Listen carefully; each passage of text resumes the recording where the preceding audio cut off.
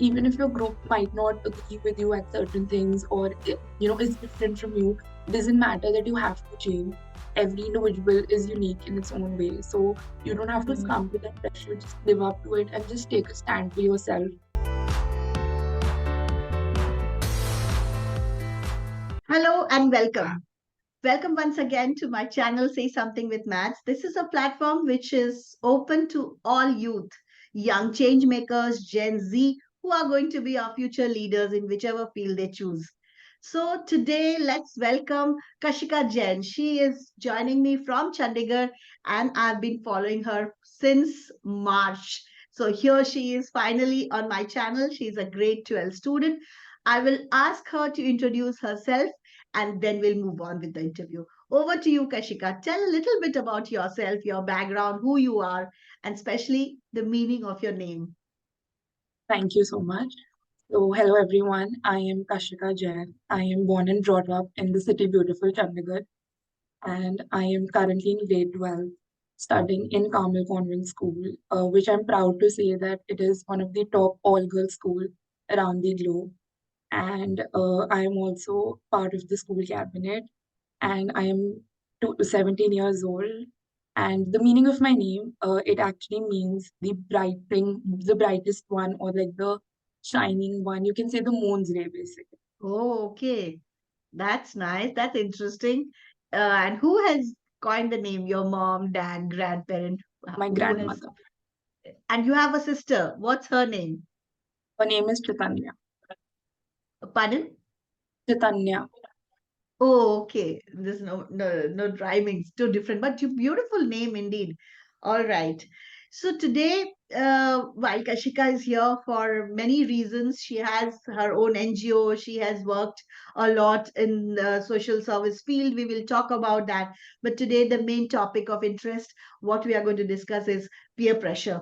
So when we say the word peer pressure, we always think that okay, something which the people around you surrounded, your friends around you are putting a pressure on you to do something. But while I was talking to Kashika, I had an impression that okay, peer pressure can be negative, but Kashika says that her topic she chooses because of the peer pressure which she considers as a positive peer pressure. So Kashika, why did you choose this topic and what do you have to say about this? I feel peer pressure is something that not just children, but I think every individual must have experienced it in their lives at some point of time. It could be negative, it could be positive. As you said, most of the times it is negative, but in my case, it was positive. So I felt I need to share this with others so that they realize that it's not always negative. We should also start perceiving it as something which can be positive, which can be helpful for a person at times. It's a very long story, but I was in seventh grade when all of this happened. My typical go-to friends group, we all had like a fight, and they kind of all betrayed me, and they like stood against me, and I had to change all my friends group. So I had always been like a good student academically. You have people who are below average, then there's average, then there is good, and there is exceptionally good. So I'd always been a good student. And when I formed like this new group after the fight, and all of them in that group were like exceptionally good in studies. So there was a lot of pressure, as you said, peer pressure on me, that I also have to be at par with them. And, I also have to perform exceptionally good in studies. And that is the point when it hit me, when that peer pressure kicked in and I started to, put in extra efforts in my studies, you can say, or whatever I used to do. And it was, you cannot say it was an unhealthy competition. It was a healthy competition. And I think somewhere I, at that point, chose to do it under peer pressure, but today it has become a habit for me. So it has kind of changed me. And now today I can, proudly say that I'm the stream topper. So it kind of just has transformed me from a average student academically to a very exceptionally good performer. So I think that is one thing which really kind of changed me as a person. Do you think in this particular group, if somebody else from outside, somebody else wants to join who is new, do you accept them openly or has it been a very close group? Why I'm asking you is this dynamics are something which affects the person who is not, which is outside the group, who wants to be a part of the group. How would you look at that? I think we would accept that person into the group, but the connection that the original, you can say, members of the group, or the original connection that we had, I don't think so that new member would be able to connect with us to that level. So I think it is like you cannot say that they've been accepted wholly. They are a part of the group, but you don't get to like have that strong connection with them. Hmm. That is what I Okay. feel. My next question to you would be, is there something you said positive, yeah, about academics? Is that the only thing which you think the peer put pressure on? There are a lot more things. Do you get influenced by the other things which happens in the group? If you can give any example, maybe something negative, positive, both, other than academics. It's not only academics. People in a group talk about a lot of things. Maybe it can be, if you have a relationship, do you have a boyfriend, do you have a girlfriend, could be that, could be the way you dress, could be the way you talk, or maybe what you read. It could be anything. So do you think that peer can influence you, or have they influenced you in some way? I think definitely yes. The influence of your friends is like very crucial in your lives. The influence of your peers. I have seen this, as you mentioned, about relationship. Teens, I think it's like a very weird phase, you can say. So Yes. not about me, but I've seen like one of my friends get influenced in that way. She was Mm, never that sort of person, and she got influenced just looking at her peers. And today she regrets that. Like regrets following them, regrets being influenced by them because she knew that she's never that sort of a person. And mm, talking about my personal level, I think now in after coming like after passing seventh, eighth, like today, if you see 12th grade, like my present group, I have like two, three friends who have like a little loose tongue. So I kind of also adapted that, and it was pointed out to me by my sister. She told like she's like, "What is wrong with you? What are you speaking? And what is this slang?" ah, And then yes. I realized that this is the negative impact. So I kind of changed myself. I'm like, no, I can't be influenced. I can't do this because my upbringing is not such. So I have to Ah, get back yes. to what my real upbringing was. I think that is Right, one thing which was a right. negative impact. A lot of choices also you do to unconsciously you choose what the people are watching, or as you said, the talking, the language, the body language. You are doing it because you are day in day out with some people, so that comes as a second nature, and that's, if people are very overpowering around you, you get into that. Yeah. What are the other positives, would you say, of friends group? Like, okay, when you are stressed, what kind of talk you have with your peers? I think now that you're like mature enough and you're moving towards your career making and all of that, everyone has like a different feel. Nobody is going towards like the same goal. So I think Mm, see, at times we're all stressed. As individuals, we're all stressed. Sometimes we can't share it with our family. Then the next people that we share it is with our friends, with our peers, mm, because after family, they are the ones with whom we spend the maximum amount of time. So I think at times they are the ones who motivate you to, achieve that. That is like the the identity of a true friend, you can say, who will motivate you. And someone who will have a negative impact, they will obviously degrade you, try to, kind of bring down your confidence. So I think having true friends, they will always motivate you, and they'll kind of, always make sure that, whenever you're stressed, they kind of calm you down. That is something that I have experienced in the past 2, 3 years. I mm. relate to that. So you think you can open up and talk to about anything to your friends, what you cannot do? That's something which is a comforting factor. But do you think you have seen around, if not with you, with your friends, that is there something like people listen, they pretend that they are listening or they are sympathizing or with you, but sometimes they go back behind your back and talk about things and make fun of it? Nothing, I'm not saying that this is something which cannot be reversed, but see, when you're young, you want to be, okay, I know about somebody's life and she's going through this and I want to share with you, to be good friends with you. All this happens a lot, all this dynamics. What do you have to say about this? Like, okay, you confide in people, but they can confide the same thing, they can talk to somebody else. Did you face anything like that, or your friends? What would you say? I think this happened with me also. Like 5, 6 years back when I said that, when I mentioned that my friend group that betrayed me, I think they won't betrayed me on this only. I can find in them, and they kind of just bragged about me in the whole batch. And, I don't know, they said just very rude things about me. And it kind of broke me as a person. And I was also like, I trusted you people with this, and how can you do this to me? Because I am, Mm. as a person, I've been raised up such by my parents that if someone's trusting you, don't break their trust no matter what. So I have Mm. always had that in me. And when someone breaks my trust, so I think it just kind of hurts you a lot. I That's think very that, natural. Everybody, yeah. Mm. but I think it's also sometimes circumstances. I think it can happen even with me. I might have to break someone's trust, maybe due to some circumstances. So I am not blaming them completely, but it's about time, I feel.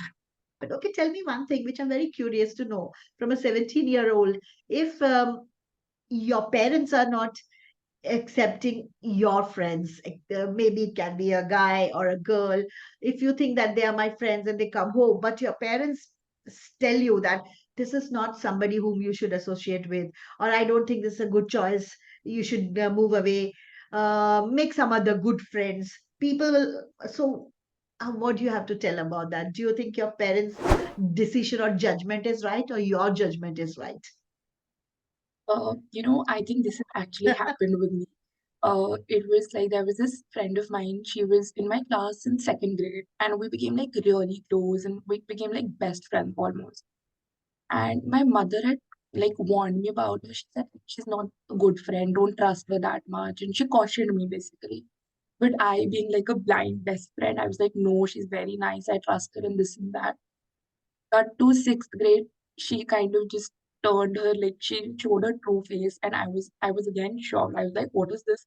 And at that point, I think I remembered the words of my mother. I was like, she was so right.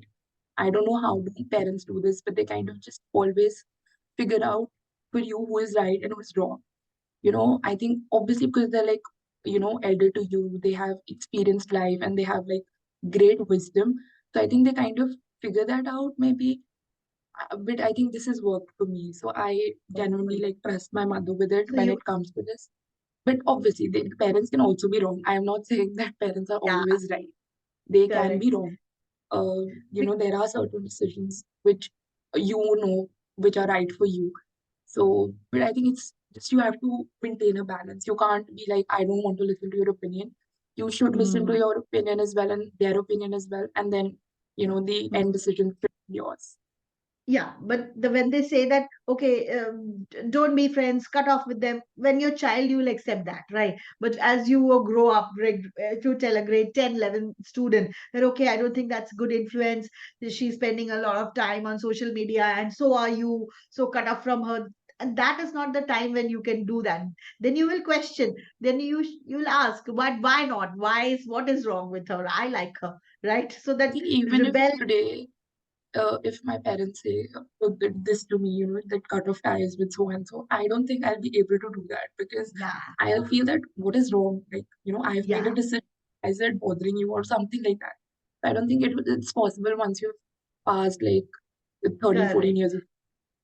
Then you have your own opinion, you feel, but then give it a ear, like, okay, I know you have some concern, but I am also open to finding out what is right and wrong, right?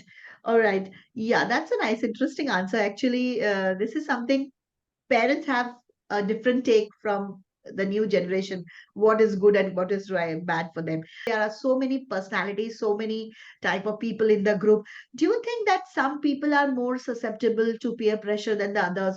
Somebody can stand up to the pressure, and somebody might succumb to the pressure depending upon the kind of characteristic states they have. Maybe some people are not very good at academics, they want to be good, so they come a part of the group. Somebody may be very low self esteem, somebody may have some negative body image about themselves, or something which they see in that particular group to be a part of that group. Do you think that there are particular traits, or you think that it's purely a different kind of thought which makes a group? No, I think there are people who are more like prone to peer pressure. As you mentioned, some of them can have like low self-esteem or like low self-confidence. But I think another factor which is like important here is also your upbringing, like the way you've been brought up by your parents. I think that plays a, like a major role, because if you have been, in your family also, if you've been given equal importance in all matters, or you've been raised up to be a confident individual, I don't think so you'll be Hmm. easily, succumbing to that peer pressure. But if Hmm. you've been just like a random part of the family and you've not been given Hmm. that much importance, you will Hmm. find that importance outside in the groups, in Hmm. your friends. So I think that point you will come to the peer pressure. Just feel that, when you don't get enough attention or maybe enough importance in your home, Hmm. it's not because home is a place where, it's like your first, you can say, place for anything. So Hmm. if you don't get your basic attention, your basic importance there, you Hmm. will obviously seek that out in the world.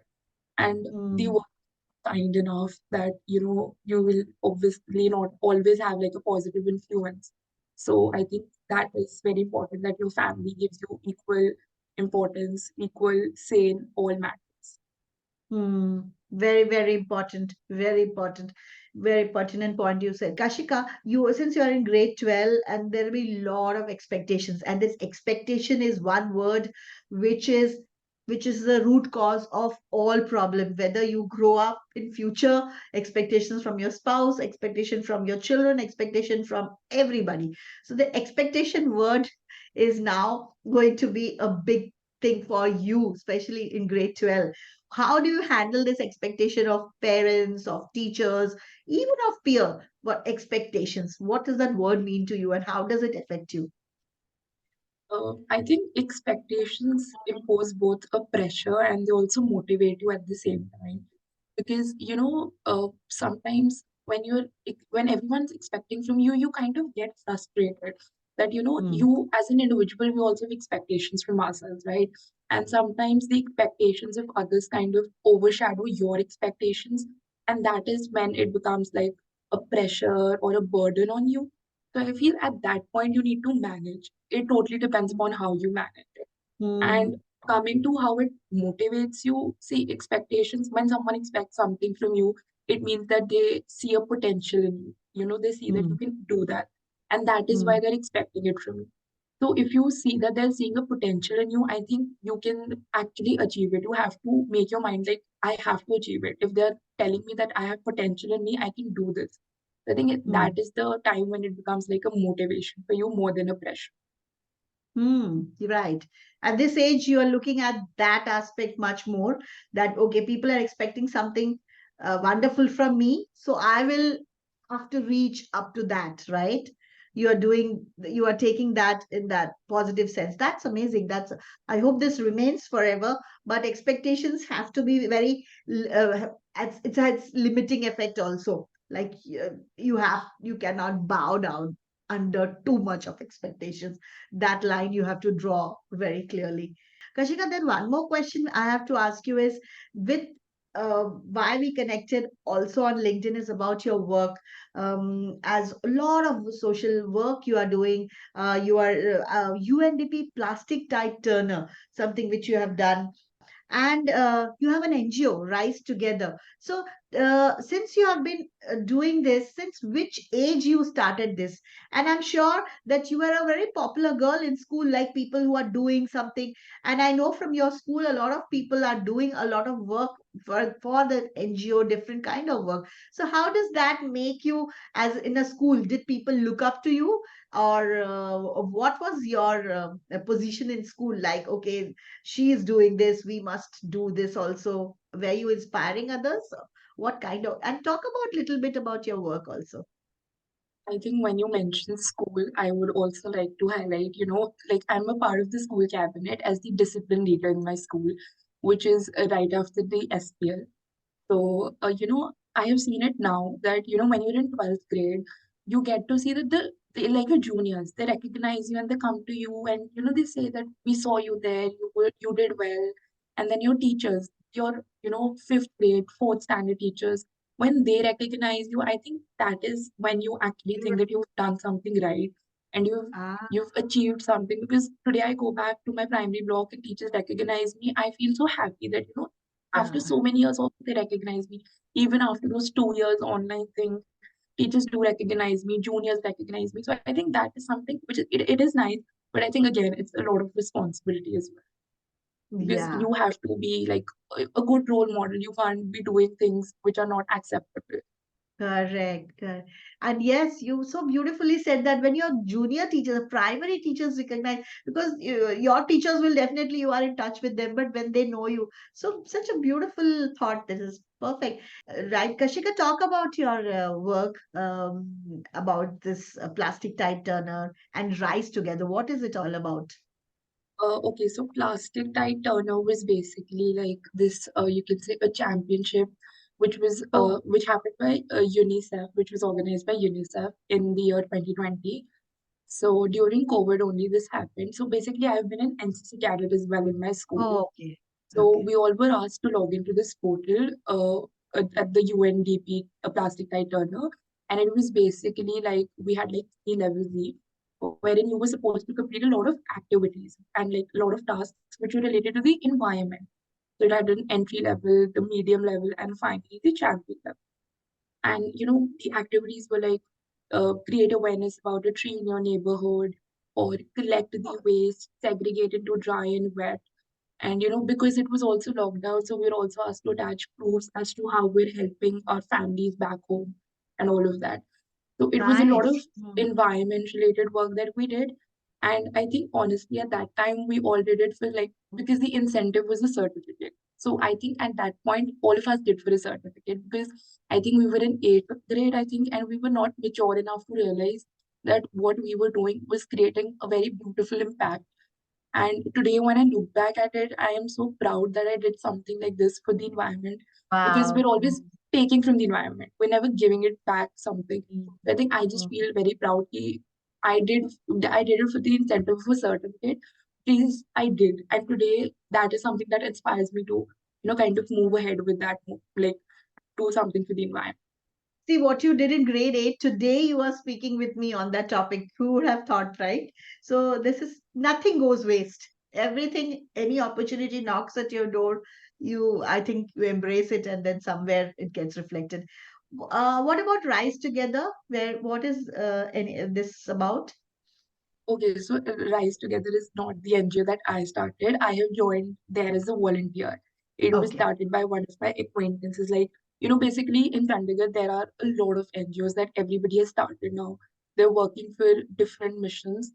So in Rise Together, we basically go for like small scale drives, like a pet drive where we go and these street dogs, we go and give them food. Or like we had like this shoe drive wherein we collected shoes from the entire Oh, Tri-City, nice. Okay. and then we donated it to people. On the streets, you see there are a lot of people who don't have shoes. So I think, Okay. in the scorching heat, it's very important that at least the shoes and everything should be there. We donated Ah. it to them. And That's then we amazing. all That's a nice idea. That's very good. Clothes we all donate. Shoes, people, especially, yeah, as you said, people don't have shoes. They're barefoot. Yeah, right. Anything else you want to share about what your future? I'm talking about not academically. You are doing economics, I know, and you will look for a college. What do you want to do with the kind of work which you had already started, and where do you see it? Do you see it taking it forward in future? I think definitely because I'll tell you this also because like my mom, she's been very close to like social service, and but she's not the one who will create like a lot of big deal about it that I'm doing this work, or like NGOs do, they post on social media about it. She'll be just like, if you have to do it silently. So I think that is something that I've taken a lot from her. So I think I would want to continue it, maybe not in the form of an NGO, but I would definitely want to continue it on Continue my some. personal level. Because see, sometimes what happens is managing an NGO is very difficult.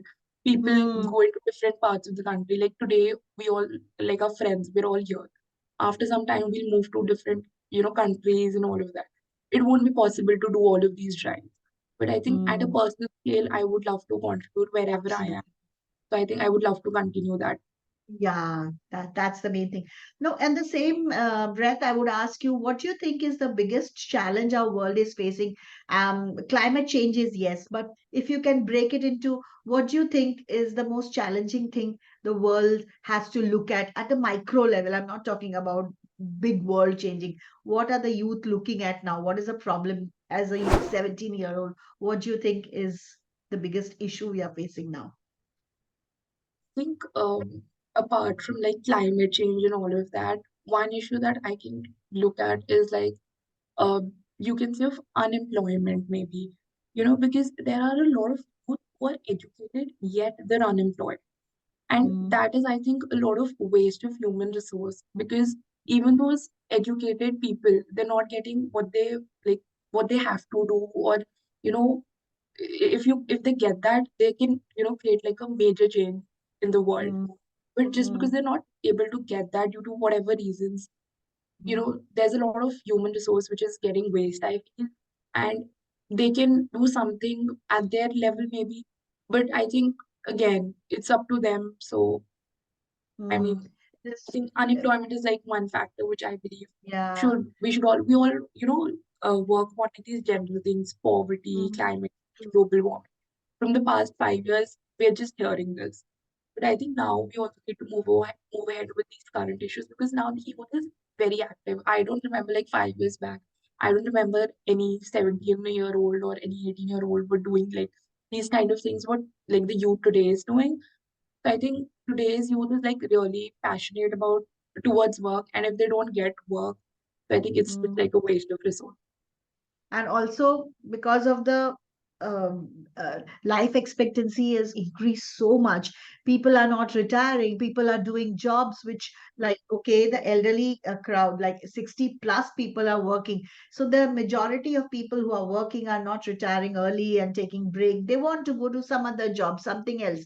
So the balance is, of course, we are the most young country in the world, and if our young people don't get a job, that's a waste of resource, as you said rightly. Kashika, and now I come to the section where I ask you something where you have to quickly answer this. What if you are allowed to change one thing in the education system? You are given a free hand to change one thing in today's education system in a school.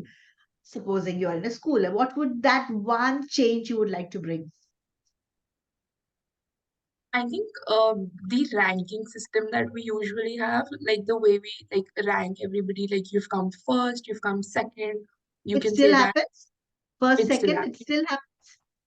Okay. I mean, you have like the topper who's got the maximum percentage and all of that. So I think that is a little discouraging at times.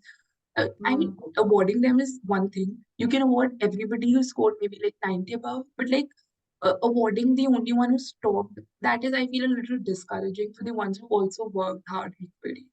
I think, However much they say that we have done with the ranking and we have just giving grades, but still at the back of the mind we are still talking about ranks, first topper, second topper, that's all. Is it exactly. right?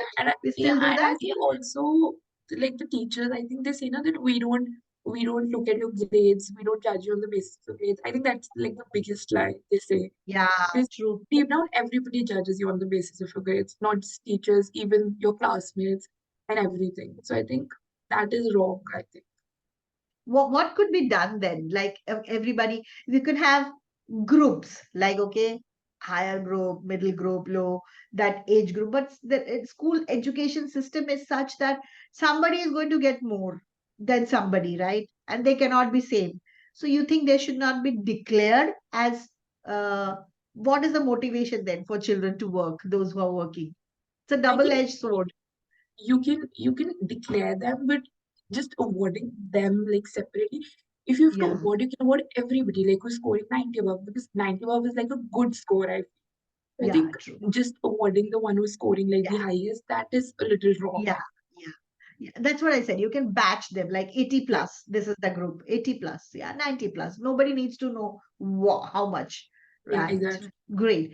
Now, Kashika, now it's your turn to ask me a question. It's a role reversal. Let's see what you have for me. Okay, so I was wondering when I saw your YouTube channel that you talk to a lot of youth and a lot of teen on a daily basis, right? And today's youth, as we talked, has like really strong opinions about the debating topics which are happening. And sometimes it might be that your views are conflicting with them or you're not on the same page. So how do you kind of incorporate that? And because it's a basic human nature that we will never be on the same page, right? So sometimes you might feel that your opinion is better than them, maybe. So how do you kind Mm. of balance that out, or how do you incorporate that? I think this is one of the very mature questions you ask, because it goes into psychology of my talk show. Like, okay, however much I think that I'm very accepting, very modern, and I'm very transparent, and I want to give the platform to children who are there, who are youth who are there, and I would listen to them very open minded. And I find it fascinating that what I think about them is actually they are like that, because I know that what they are thinking, maybe because of my experience with them, I know that this answer is going to come when I ask something. I expect this answer, and they actually don't disappoint me in any which ways. So I think I'm a better reader of the character or nature of youth by now, so that it doesn't surprise me about anything. Yeah, but if it's a conflicting thought, then I think that the might I will tilt more towards them rather than me, because I know that if it's something related to youth, I might be a one generation back. So their thought, their process of thinking must be the correct one, not mine. So amazing question, Kashika. I love this question, and this is what uh, this last segment is for you to ask. Right. Now let me ask you about what's your love for any movie? I heard you're a movie buff. You love movies. Is there something which comes to your mind? Or what about any books which you have read which you want to share with us, with our audience? I think I am like mostly a movie person now, and I can like literally watch anything and everything. There's one thing that all movies that I watch or all web series that I watch, they kind of just make me emotional. And even if they don't have like any emotional element, I will somehow become emotional watching them. Oh yeah. So I think so. I don't know. That is something in me. Maybe I'm an emotional person or whatever. But that is one thing. And for the books, I think I have read a few of them. Some of them are like autobiographies. And as I mentioned, I read about Saina Nehwal, the famous badminton player. So I think that was something which was like really inspiring for me to like You read. have the And book. Can you show the book to the yes, audience? I can. This is the book. Lovely. Oh yeah, I There's haven't the read it. Saina Nehwal playing. Okay, okay. I will read it. It's good read. And you were talking about Shaheen Bhatt's book a lot. So I Yeah, think, so that is Shaheen Bhatt has written like a book on how she battled depression and how she how she was diagnosed with it and nobody from her family knew about it and she battled it silently and how she overcame it and how it has impacted her today as a person. So I think that was what's wow, very inspiring. superb, lovely. I would give it a read to know more about these people. I haven't read about them. So that's it. We have come to the end of our talk show, and I would like you to give the ending lines the way you want to end it. What was your, we started with peer pressure. So, how would you like to end? Like, how do we motivate ourselves remaining in the group and not change our personality? Be what you are in spite of being in the group of your peers, and maybe you influence them positively. What do you have to say about that to end today's show? I think it's really important to like kind of introspect and know yourself as a person first and know what you are truly. And even if your group might not agree with you at certain things or is different from you, it doesn't matter that you have to change. Every individual is unique in its own way. So you don't have to Mm, succumb to that pressure. Just live up to it and just take a stand for yourself.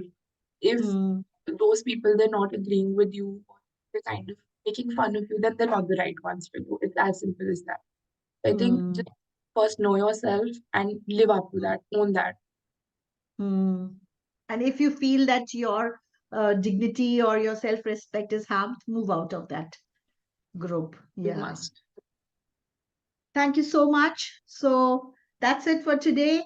And I hope our audience will get a lot of insights into what goes into a 17-year-old's life by listening to Kashika. She's preparing for her board, so best of luck. And let's keep in touch even after this. Definitely, definitely. With this, we come to the end of our show. And as I end every week, I say this, every day I say this, that what we can do a little bit from our end to save the world, save the earth. We don't have to do anything big. Start by saving water, by not wasting food, and these little steps will go a long way to make this world a better place. Thank you, Kashika, for being here. Bye bye Thank you so and good much. Thank you.